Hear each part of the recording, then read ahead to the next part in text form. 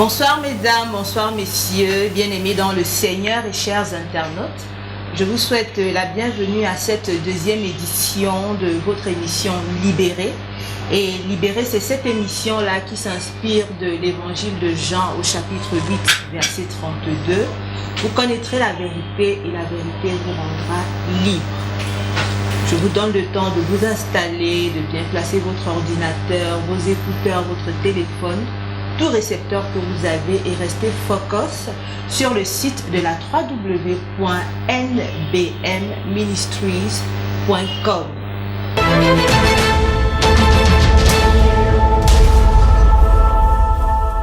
Aujourd'hui, nous allons parler d'un thème assez crucial. Il s'agit de la nouvelle naissance. Peut-être que vous en avez eu déjà l'expérience ou alors vous voulez simplement en savoir davantage. Peut-être que ça vous intrigue. Qu'est-ce que la nouvelle naissance? Nous aurons l'occasion d'en parler dans les minutes qui suivent. Et pour cela, je ne suis pas seule. Je suis entourée de deux bien-aimés. J'ai à ma gauche le pasteur Dick Lefata. Bonsoir, pasteur. Bonsoir, Blandine. Et à ma droite, le frère Samuel Njen. Bonsoir. Bonsoir Blandine. Je vous souhaite à vous également la bienvenue et je vous remercie déjà de venir participer à cette émission pour l'édification du corps de Christ. Avant de passer au menu principal, nous allons faire une petite pause avec cette ponctuation musicale.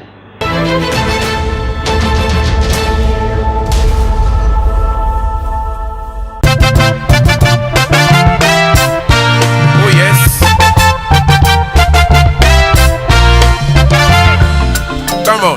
Il est de mon côté, Jésus est de mon côté. Les filles et mes mamans. Il est de mon côté, le roi est de mon côté. Allons-y, go. Il est de mon côté, Jésus est de mon côté. Voilà. Il est de mon côté, le roi est de mon côté. Ce sont les hommes. Il est de mon côté, Jésus est de mon côté.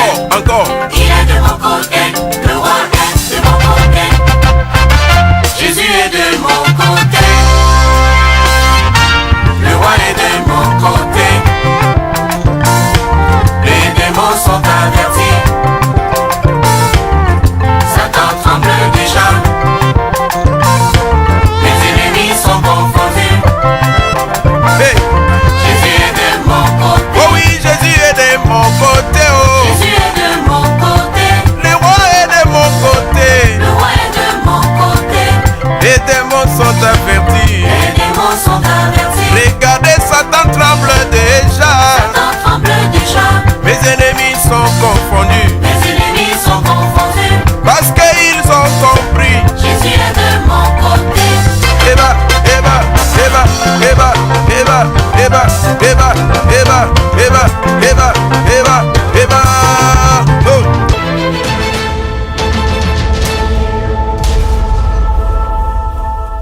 Nous sommes de retour sur le plateau. Nous allons immédiatement mettre les pieds dans le plat et parler de la nouvelle naissance comme je l'ai annoncé dès le départ. Alors, pasteur, nous allons beaucoup nous appuyer sur vous. J'espère que le Seigneur a rempli toute la vérité, enfin tout ce que vous devez nous transmettre aujourd'hui. Je vais aller de manière assez simple. Qu'est-ce que la nouvelle naissance? Merci. La nouvelle naissance, c'est un thème qui est très souvent abordé par les églises dites de réveil ou les églises charismatiques, où on parle généralement de naître de nouveau. C'est un thème que l'ensemble des chrétiens, notamment les chrétiens traditionnels, n'ont pas eu l'habitude d'employer.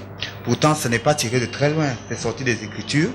Et c'est simple, dans Jean chapitre 3, verset 3, Jésus s'adresse à Nicodème qui vient le voir très tard dans la nuit. Et il veut savoir comment est-ce qu'il peut faire pour être comme Dieu veut. Et Jésus lui répond, je vais citer exactement, Jésus lui répondit, en vérité, je te le dis, si un homme ne naît de nouveau, il ne peut voir le royaume de Dieu. Alors, il aborde ici la question de la nouvelle naissance.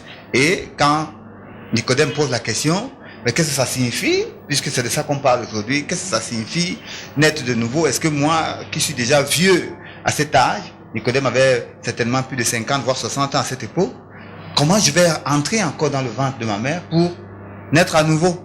Et Jésus lui dit, ce qui est né de la chair est chair, et ce qui est né de l'esprit est esprit. Ça, c'est les écritures que nous citons. C'est ça la première écriture. Alors, au Au début de l'évangile de Jean, Jean introduit, je parle ici de Jean l'apôtre de Jésus-Christ, il introduit son évangile et il parle de la lumière qui est venue dans le monde, qui est venue chez les siens. Mais il dit une chose, à tous ceux qui l'ont reçu et qui ont cru en elle, elle a donné le pouvoir de devenir enfants de Dieu. Okay. Et il continue en disant lesquels sont nés. Ce qui veut dire que devenir enfant de Dieu passe par une naissance qui est donc spirituelle. Comment donc définir cela?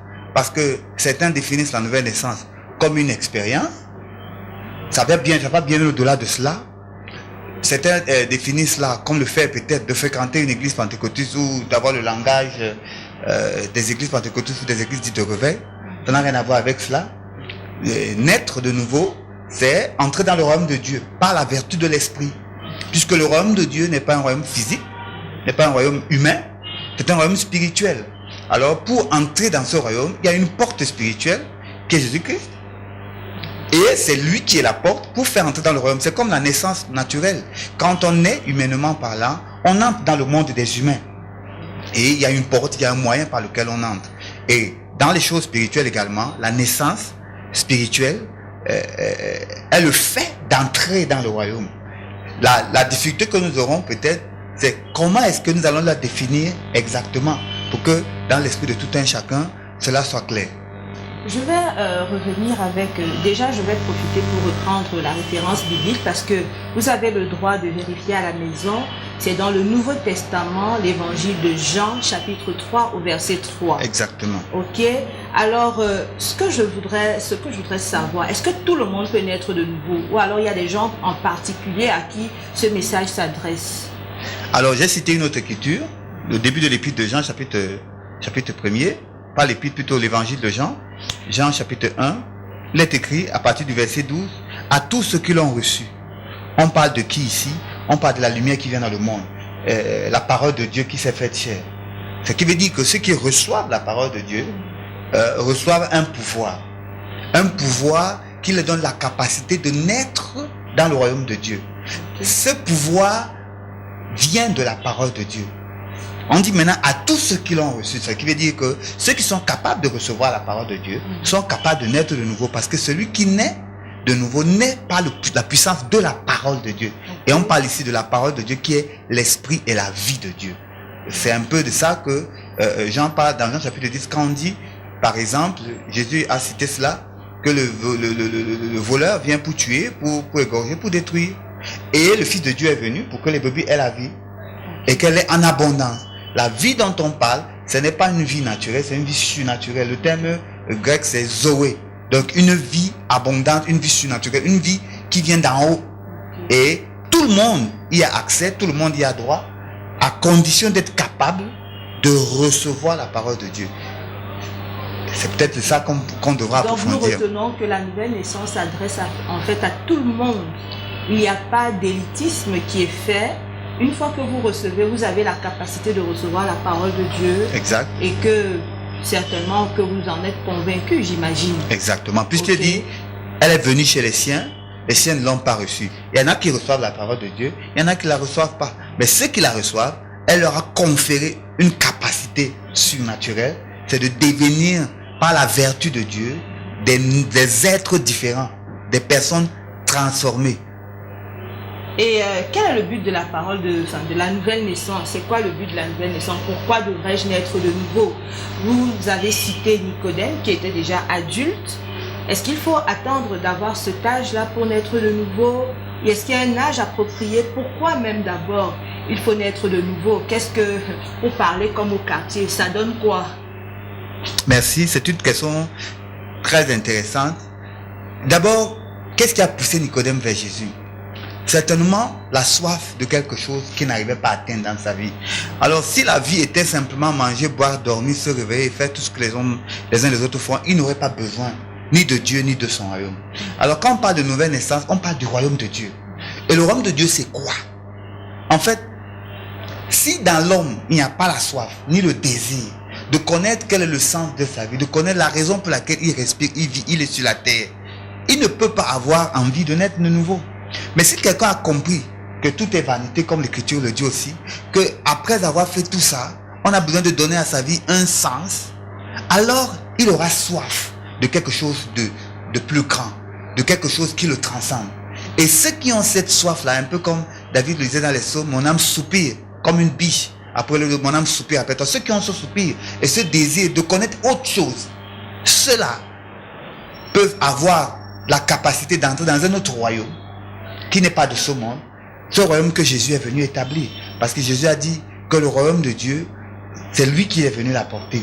Il est venu pour que les brebis aient la vie et l'aient en abondance. Alors si quelqu'un n'en a pas marre de cette vie et de ce que cette vie a comme problème, a comme blocage, a comme limitation, il peut pas aller au-delà. Il faut bien comprendre que ce n'est pas si élitiste que ça. Il s'agit de la soif du cœur de l'homme à laquelle Dieu répond en apportant la capacité de naître de nouveau. Vous parlez d'être fatigué des problèmes de la vie, d'être fatigué des blocages. Je crois peut-être qu'il y a des personnes qui n'expérimentent pas ces blocages, peut-être pas les difficultés de la vie, peut-être qu'ils ont tout.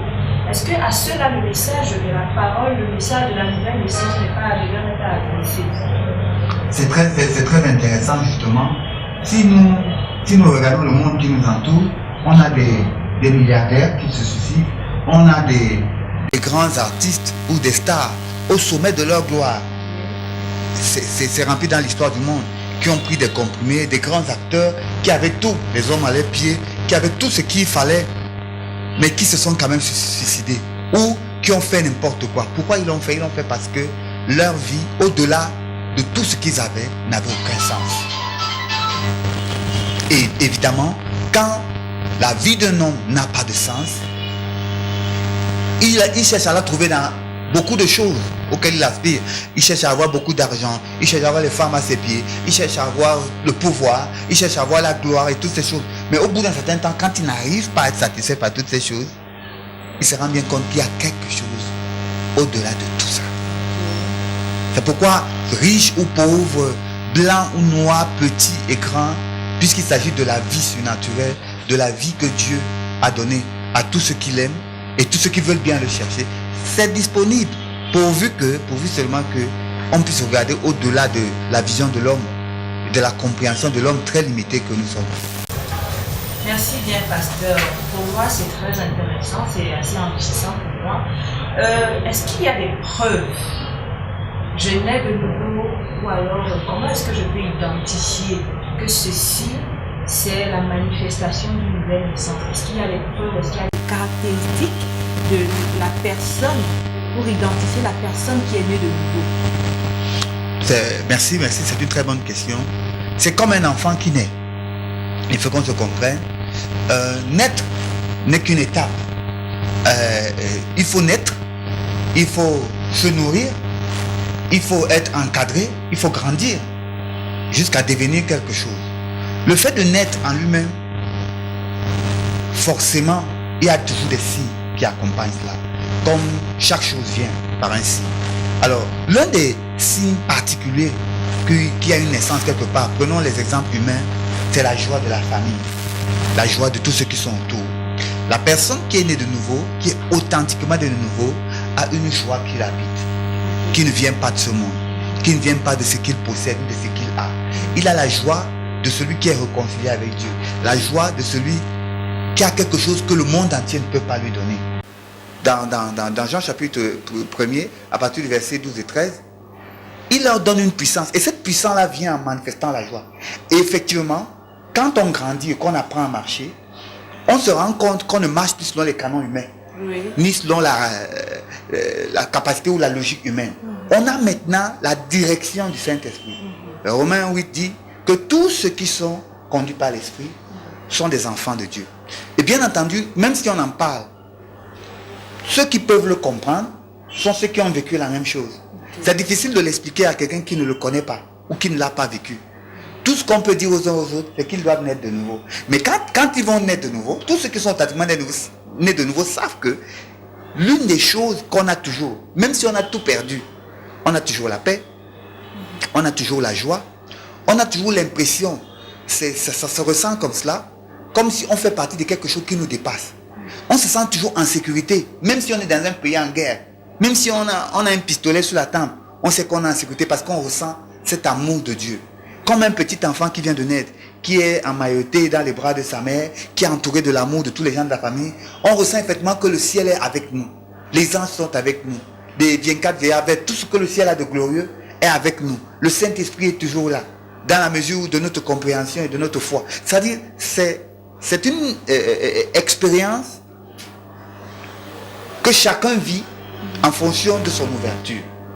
Je vous sens pratiquement ému dans votre explication du ressenti de la nouvelle naissance, mais j'ai quand même de la peine à vous suivre parce que quand vous dites que celui qui est, tu te sens, tu es satisfait, tu arrêtes de chercher, est-ce à dire que si vous êtes né de nouveau, que vous avez des problèmes de loyer, que vous avez un problème de divorce, que vous n'arrivez pas à discipliner vos enfants, vous avez un problème de chômage, je ne sais pas, des problèmes de solitude, que vous êtes malade, est-ce que vous êtes dans votre paix, tout va bien parce que vous êtes né de nouveau? Est-ce que quand on est né de nouveau, on n'a plus mal? Ça, c'est très intéressant. Il y a un cantique des chants de victoire qui parle de la paix dans la tourmente. Okay. C'est très intéressant de considérer ça. Bon, pour aller calmement, quand un enfant naît, ses parents peuvent ne pas avoir l'argent pour le nourrir. Il ne peut pas s'en inquiéter. Il peut être dans un pays en guerre, il ne s'en préoccupe pas. C'est les autres qui le protègent, c'est les autres qui le gardent.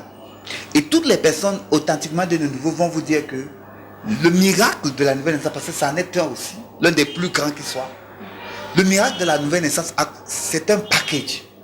Maintenant, il y a des conflits, je peux appeler ça les choses de la chair, les choses du monde matériel dans lequel nous sommes, qui peuvent essayer d'interférer. C'est à ce moment-là où l'enseignement ou bien le lait spirituel que dont la Bible parle, qui est pour les enfants nouveau-nés, c'est là où la parole de Dieu te dit ne t'inquiète de rien ou bien ne crains rien, je t'aime. C'est là où la parole de Dieu dit celui qui demeure sous l'abri du Très-Haut repose à l'homme de Tout-Puissant. C'est là où par rapport à la maladie, il te dit je suis l'Éternel qui te guérit, ainsi de suite. Et ces choses te font te reposer sur lui. Et lui, il commence à prendre soin de toi. Maintenant, dans il ne faut pas qu'on confonde.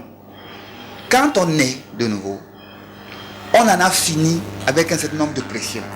Ça ne veut pas dire qu'on ne peut pas mourir physiquement, ni qu'on ne peut pas être malade, ni qu'on ne peut pas avoir des problèmes d'argent et toutes ces choses. Mais les inquiétudes qui accompagnent cet état de choses ne nous dominent plus. Parce qu'on ressent qu'on est connecté à quelque chose de plus grand. Maintenant, encore faut-il être enseigné pour grandir, pour devenir fort et être capable de résoudre tous ces problèmes qui peuvent se poser à la manière de Dieu.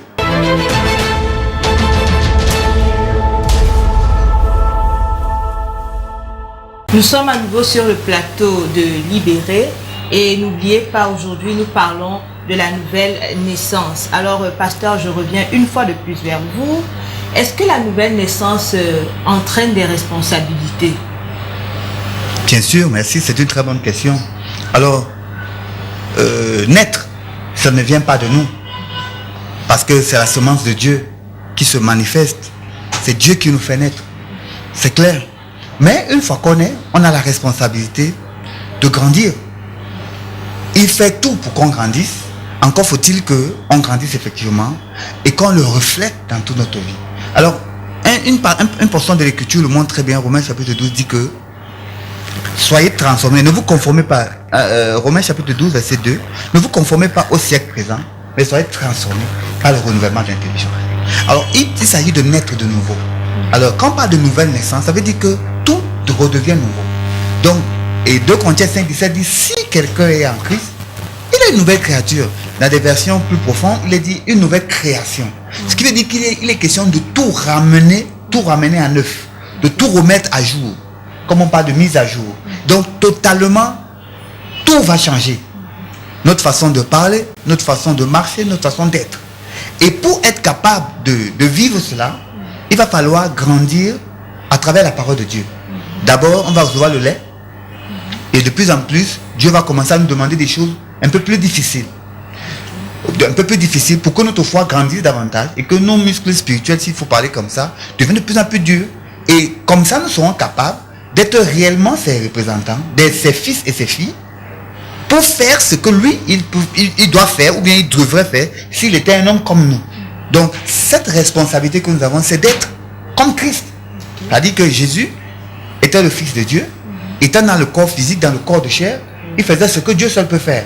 Pardonner les péchés, guérissait les malades, il annonçait le royaume, il était la lumière dans les ténèbres. C'est notre responsabilité, étant né de nouveau, de ne pas juste chanter à l'église et de dire Alléluia, merci Seigneur, je suis né de nouveau, mais d'entrer dans la société dans laquelle nous sommes, de l'illuminer par notre attitude, par notre comportement, en manifestant l'amour, en manifestant, comme Galate en parle, les fruits de l'esprit. Toutes ces choses ne peuvent être possibles sans la nouvelle naissance. Et quand vous regardez maintenant dans nos églises, des gens incapables de manifester le fruit, c'est qu'ils ne sont pas véritablement nés de nouveau. Parce qu'être né de nouveau, ce n'est pas le fait de l'homme. La Bible dit qu'ils ne sont pas nés de la chair, ni de la volonté de l'homme, ni du sang, mais ils sont nés de Dieu. Des gens font beaucoup de sacrifices, font beaucoup de choses, sont très admirés des hommes, mais être né de nouveau, les preuves viennent de Dieu et se manifestent. Et nous avons la responsabilité, si nous sommes nés de nouveau, de nous attacher à ce qui est en haut, à être comme Dieu veut et à refléter sa nature. Ce qui veut dire que nous ne pouvons pas faire ce que tout le monde fait.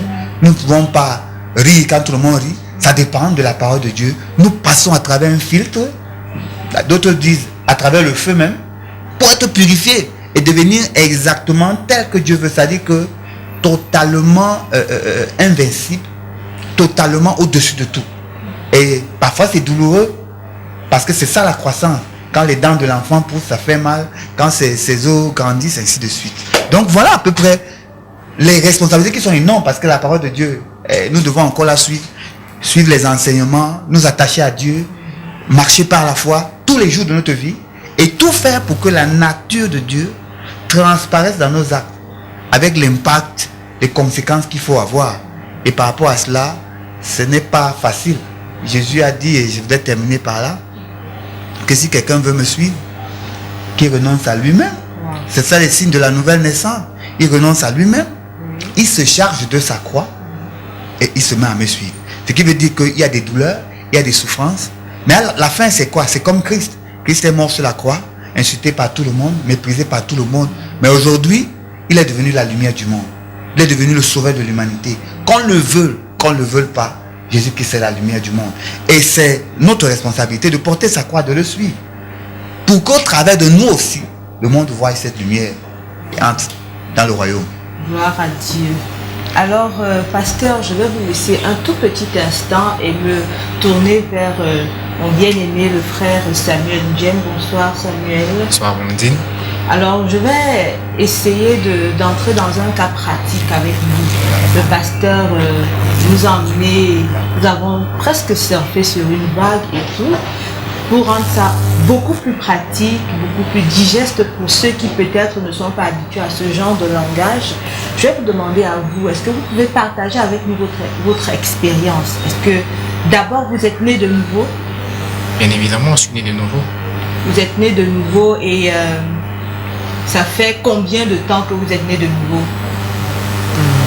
C'est une grâce aujourd'hui pour moi de parler de Dieu parce que depuis 2009, j'ai donné ma vie à Dieu.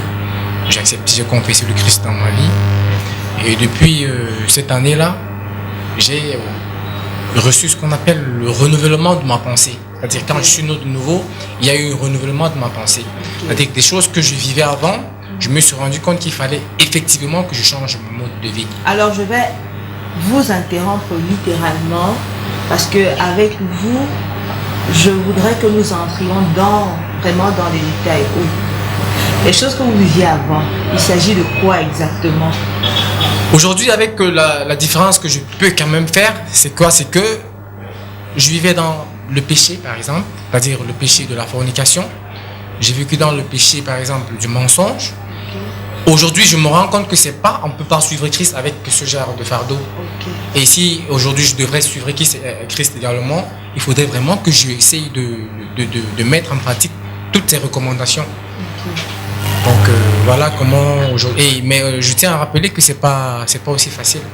Ok. Est-ce que ce que je veux savoir, c'est comment est-ce que le message de la nouvelle naissance vous est parvenu? Est-ce que vous êtes réveillé un matin et puis dans votre chambre, vous avez senti non, il faut que je naisse de nouveau? Comment est-ce que ce message vous est parvenu? Avant, quand je venais à l'église, je venais par curiosité. Donc C'est-à-dire, vous veniez à l'église avant de naître de nouveau. J'allais à l'église par Ok. curiosité jusqu'au jour où mon pasteur prêchait de l'évangile et je me suis rendu compte que je n'étais vraiment pas enfant de Dieu. Et là, il fallait automatiquement que je confesse le Seigneur Jésus-Christ comme sauveur et Seigneur dans ma vie. Ok. Et à partir de là, j'ai compris qu'il fallait automatiquement que je me radicalise d'abord dans ma façon de voir et dans ma façon de faire certaines choses. Vu les circonstances actuelles, quand vous parlez de radicalisation, il s'agit de quoi? Est-ce qu'il faut aller vers ces communautés-là qui ne croient pas en Jésus-Christ ou qui ne croient pas en la nouvelle naissance, placer des bombes, les agresser, leur promettre tout genre de malheur? Qu'est-ce que vous appelez la radicalisation? Vous savez, avec la petite expérience que j'ai aujourd'hui, j'ai compris que le royaume des cieux appartient à ceux qui sont violents. Ça veut dire quoi? Quand je parle de radicalisation aujourd'hui, vous savez, quand vous avez accepté de suivre le Christ, vous êtes court-circuité par le malin qui essaie toujours de vous tenir captif, de vous ramener en arrière. Alors, quand je parle de radicalisation, j'essaie de dire par là qu'il faudrait que c'est-à-dire que je me suis fait violence pour pouvoir arriver c'est-à-dire à marcher aujourd'hui selon Christ. Est-ce que vous n'avez pas eu des rejets, des moqueries, des railleries? Effectivement, dans ma propre famille, quand j'ai confessé Christ, ils m'ont demandé un jour, mais dans l'église dans laquelle toi tu vas là, le Christ là, qu'est-ce qui se passe là-bas? Donc tu dis que mais on ne voit rien. Parce qu'effectivement, vous savez, quand on parle de Christ, déjà on s'attend d'avoir beaucoup de choses à l'instant. Ok. Il faut que cela soit accompagné par des miracles, c'est-à-dire quand vous n'aviez pas du travail, on voudrait que vous l'ayez à l'instant. Si vous n'avez pas d'enfant, si vous n'êtes pas marié, on voudrait que vous ayez toutes ces choses immédiatement. Alors, dès lors que ces choses ne sont pas arrivées ou ces choses ne sont pas encore là pour l'instant, on vous demande, mais vous avez confessé même quel Christ? Donc, mais là, c'est un peu, je vais peut-être vous poser la question à vous deux, mais aujourd'hui, dans les églises, on prie, on parle de mariage, on parle de travail, des gens expérimentent tout genre de miracles. Et lui, il dit que quand il est né de nouveau, ces choses ne se sont pas manifestées immédiatement.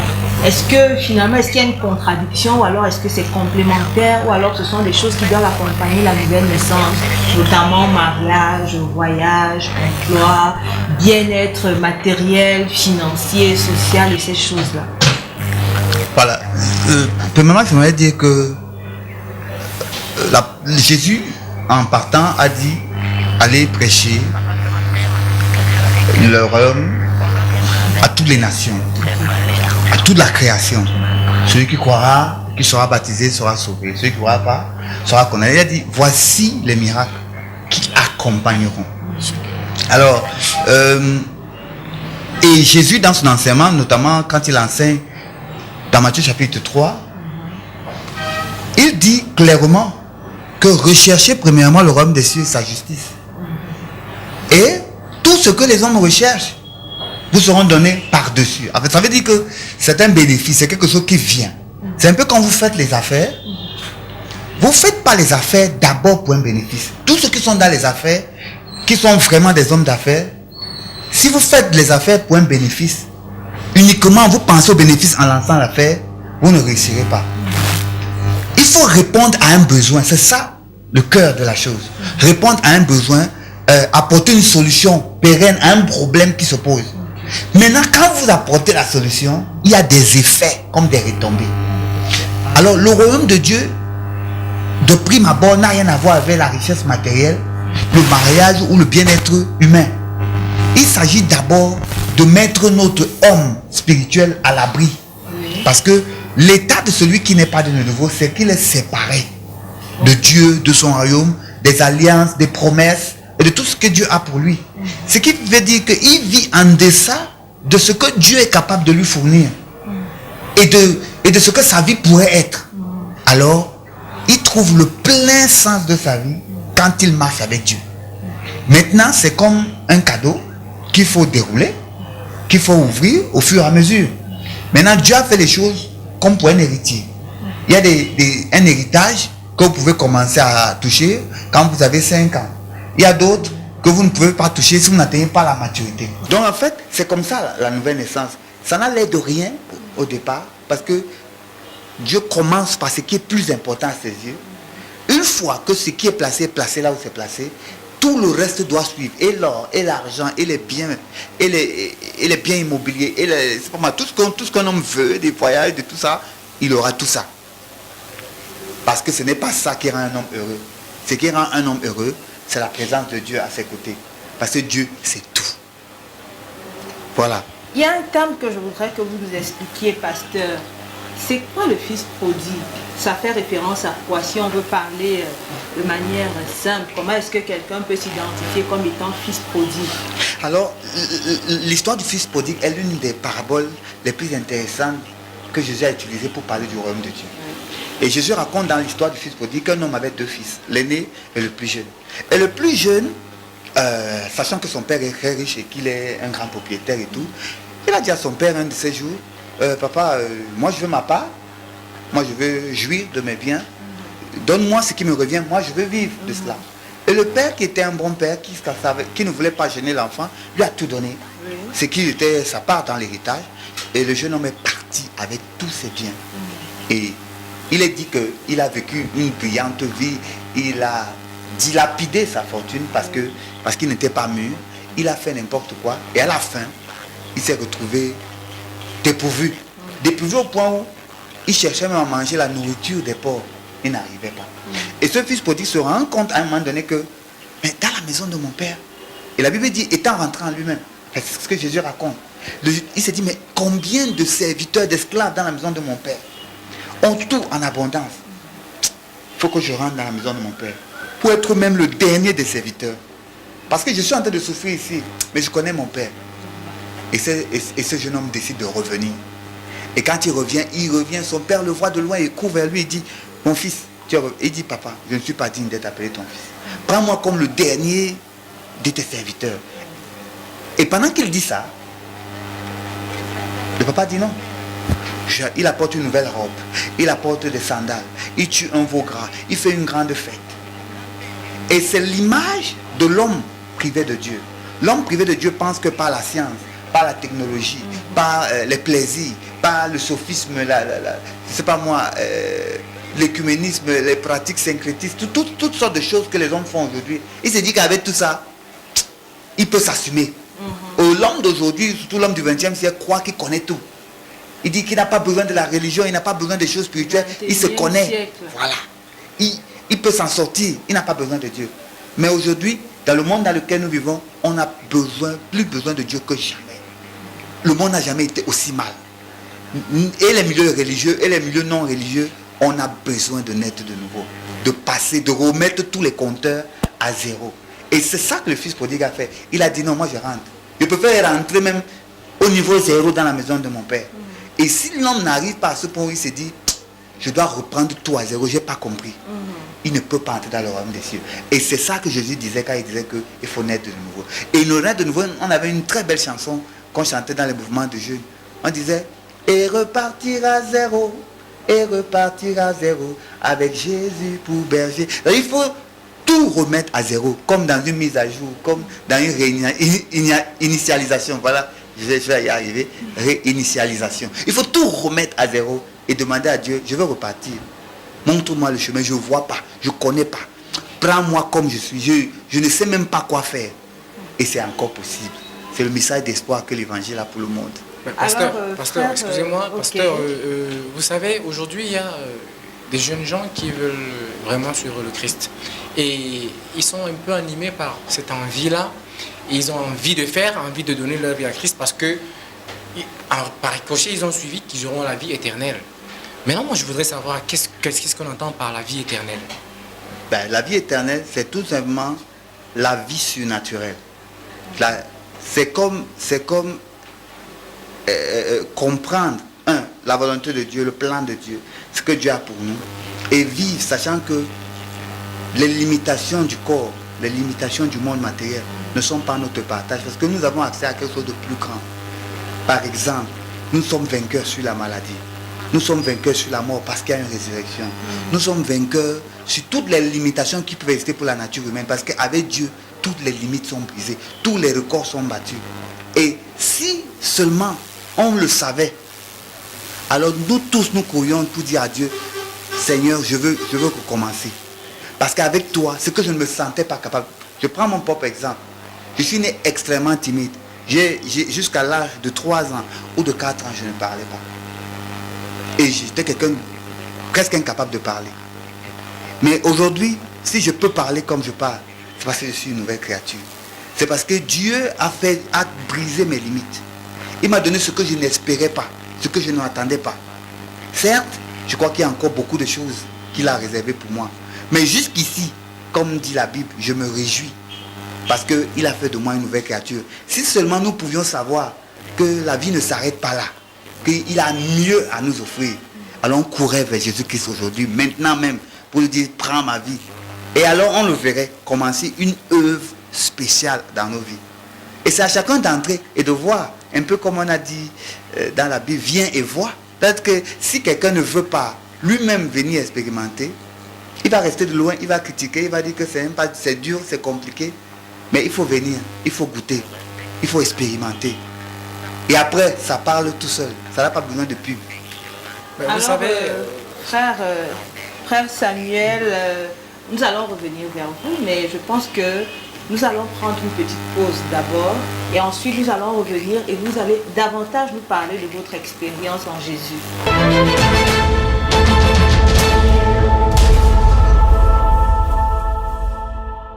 Retour sur le plateau, nous engageons directement avec le frère Samuel. Alors, moi, je m'intéresse beaucoup à votre expérience.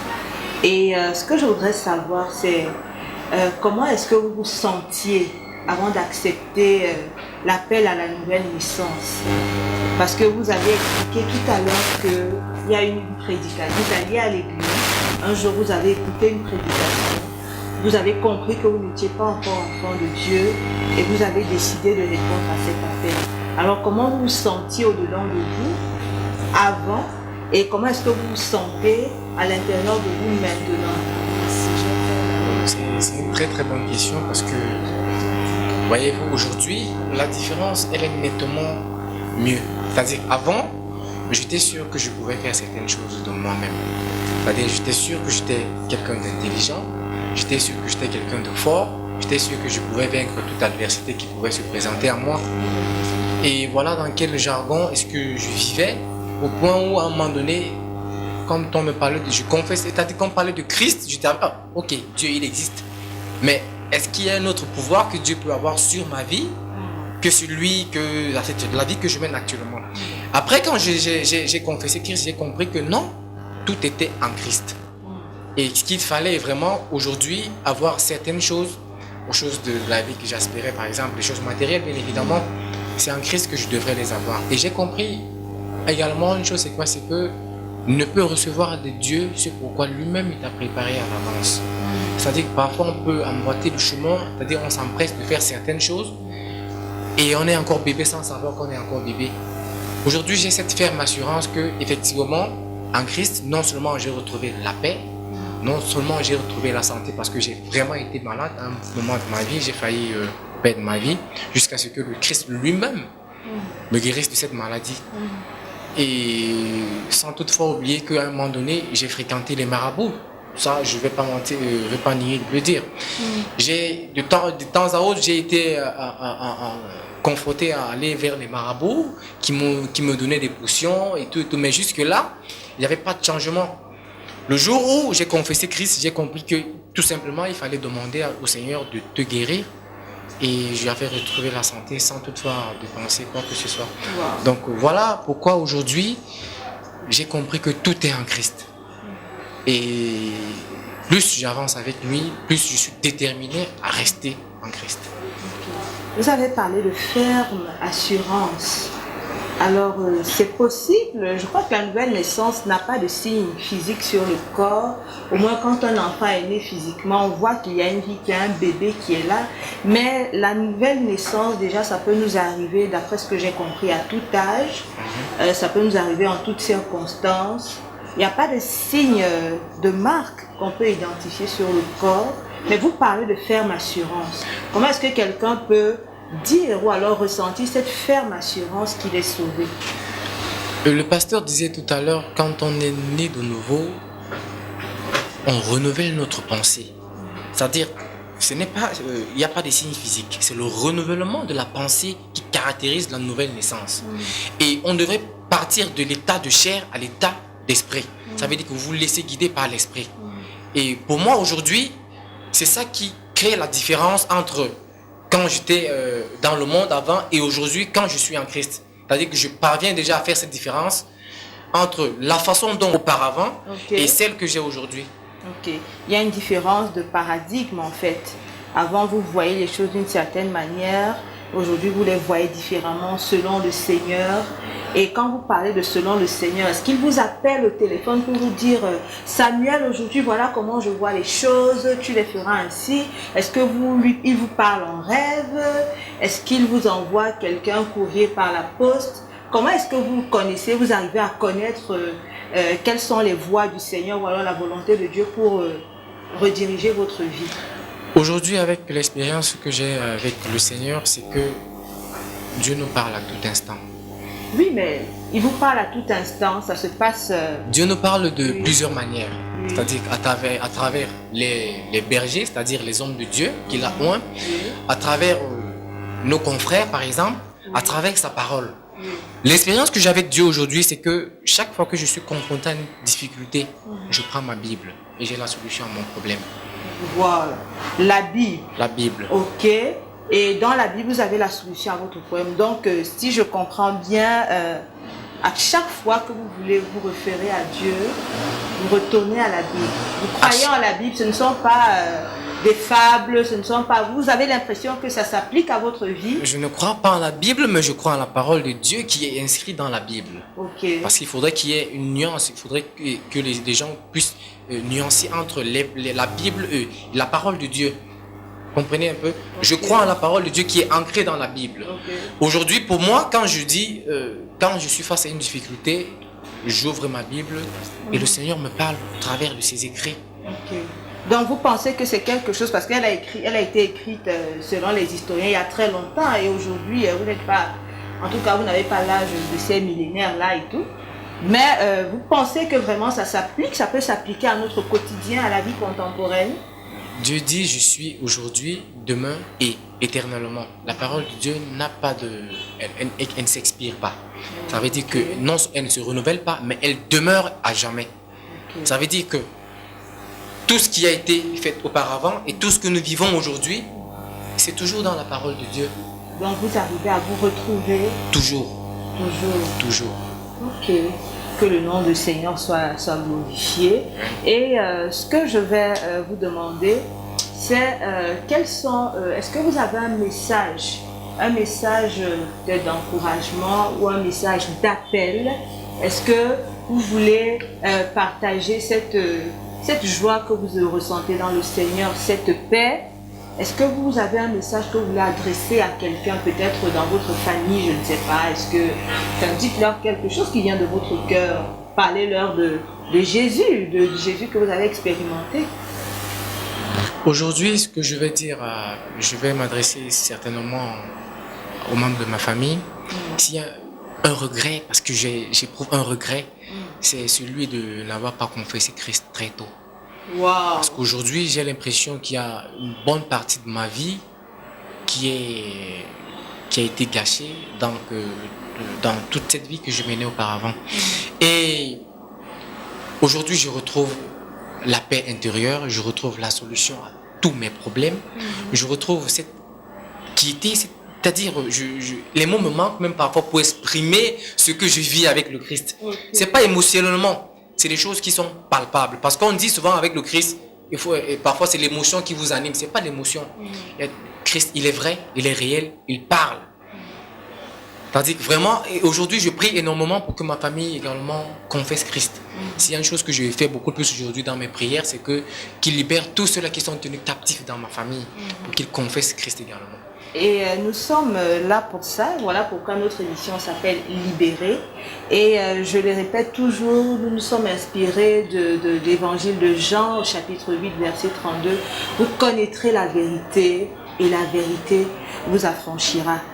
Pendant que nous sommes en train de tirer vers la fin, je vais, avec la permission du pasteur, lire ce passage qui est un passage clé, certainement dans l'évangile de Jean, toujours, que nous retrouvons au chapitre 3 et dans son verset 16. Car Dieu a tant aimé le monde qu'il a donné son Fils unique, afin que quiconque croit en lui ne périsse pas, mais qu'il ait la vie éternelle. Alors, nous sommes à libérer, nous avons le devoir de partager avec vous ce que c'est que la vérité. Et comme mot de la fin, nous allons recevoir notre pasteur. Pasteur, je pense que certainement vous avez un appel à lancer à tous ceux-là qui ne connaissent pas encore le chemin pour accéder à la vie éternelle. Oui, la chose, elle est simple. La Bible dit que Nicodème est venu vers Jésus dans la soirée et il lui a demandé qu'est-ce qu'il fallait faire. Et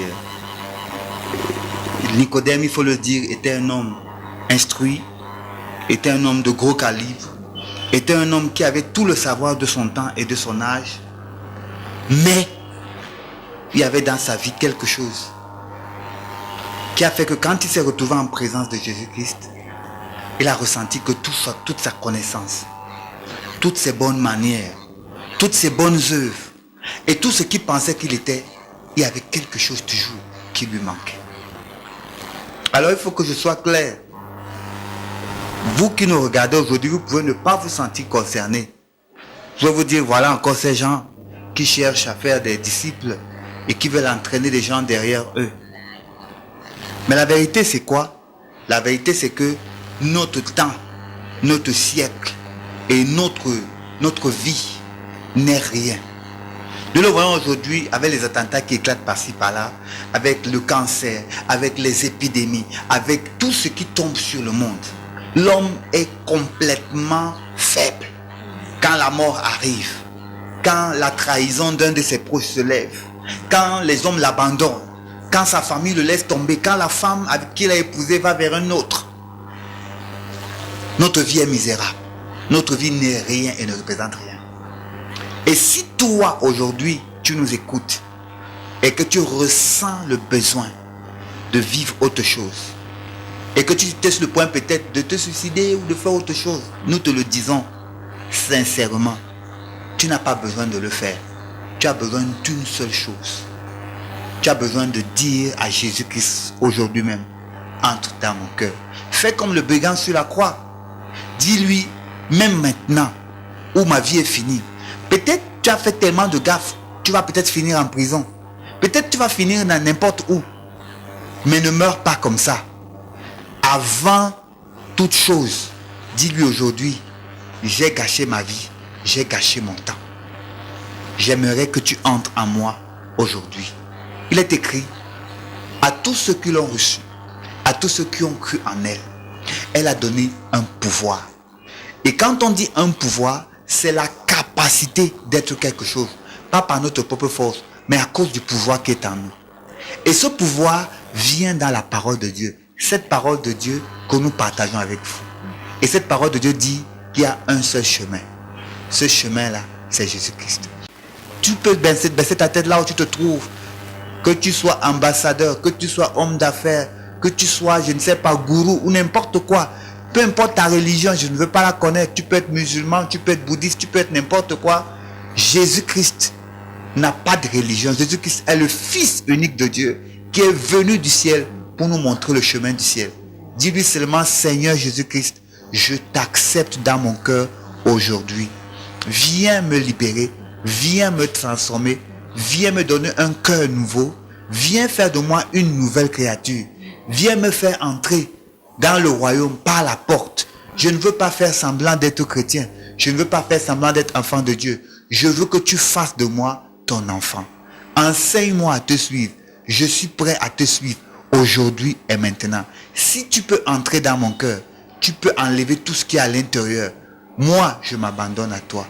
Je m'abandonne à toi totalement. Change mon cœur, change ma vie, change tout à moi, parce que c'est toi qui as le pouvoir de le faire. Et tu diras simplement, au nom de Jésus, je renonce à la vie que j'avais avant. Je renonce au péché. Je renonce à Satan. Je renonce à toute pratique mystique qui me condamne. Je renonce à tout héritage maléfique et satanique que j'ai hérité par le sang, Et tout ce qui est la malédiction ancestrale qui m'a suivi et qui m'a poussé à être l'homme que je suis devenu ou la femme que je suis devenue. Seigneur, je veux être aujourd'hui à toi. Tu as dit que je peux naître de nouveau. Fais-moi naître de nouveau par le pouvoir qui est le tien. Je le reçois dans ma vie. À partir de maintenant, je suis une nouvelle créature.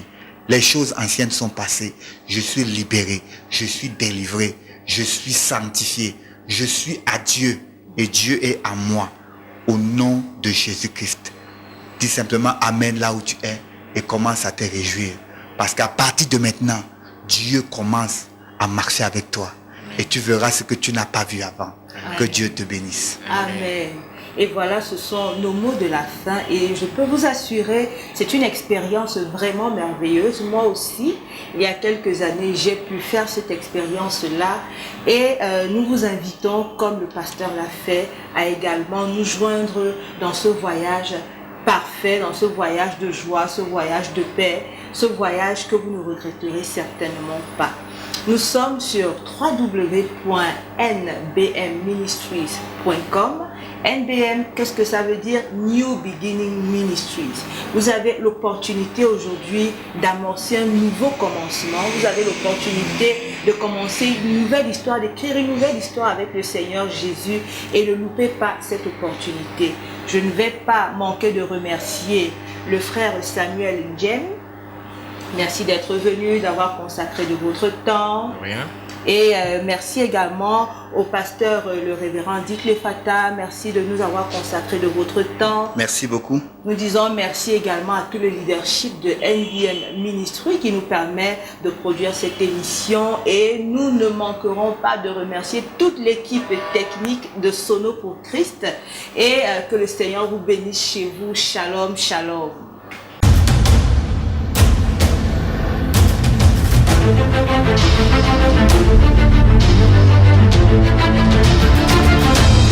Thank you.